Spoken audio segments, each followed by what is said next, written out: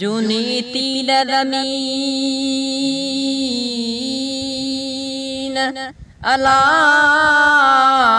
जूनी तीन ज़मीन पोड़ो थियो नस जो हिन बनीअ मताब जो के हारी दड़ हलिया वया फ़ख्र नाज़ एडो बुलबुल करण कारना है। फ़ख्र नाज़ एडो बुलबुल करण कारना है। इहो वण गुलाबी कैसा वफादार ना है। इहो वण गुलाबी कैसा वफादार ना है। फ़ख्र नाज़ एडो बुलबुल करण कारना है। फ़ख्र नाज़ एडो बुलबुल करण कारना है। इहो वण गुलाबी कैसा वफादार ना है। इहो वण गुलाबी कैसा वफादार ना है। ओ डाणिया जा तू ओ घड़ी मिनट गारे मथो बाजू बीठो पल पल पुकारे।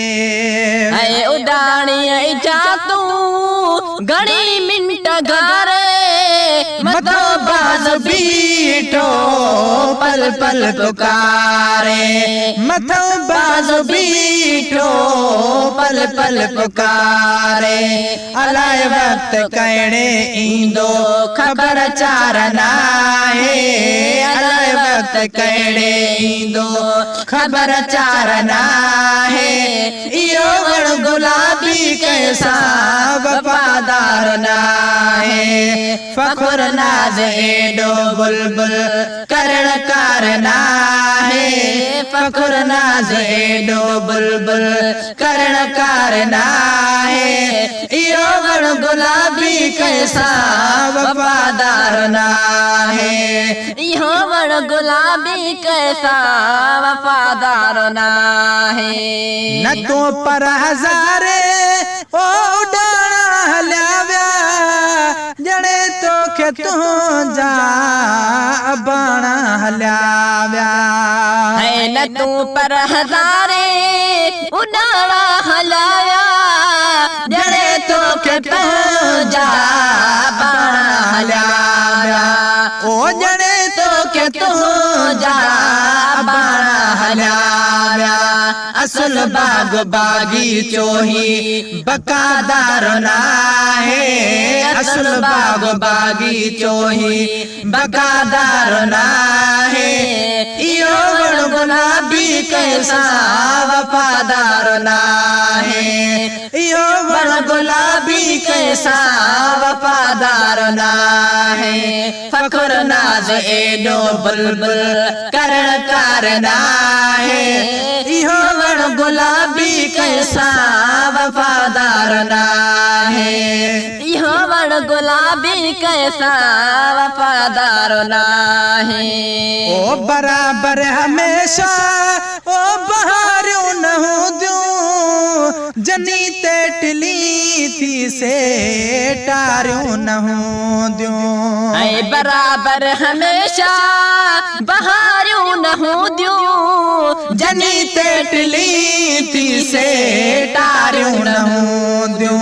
ओ जनी ते टिली थी से टारियों न हूंदियूं। चमन बेवफाईयत कोई एतबार ना है। चमन बेवफाईयत कोई एतबार ना है। इहो वण गुलाबी कैसा वफादार ना है। इहो वण गुलाबी कैसा वफादार ना है। फ़ख्र नाज़ एडो बुलबुल करण कारना है।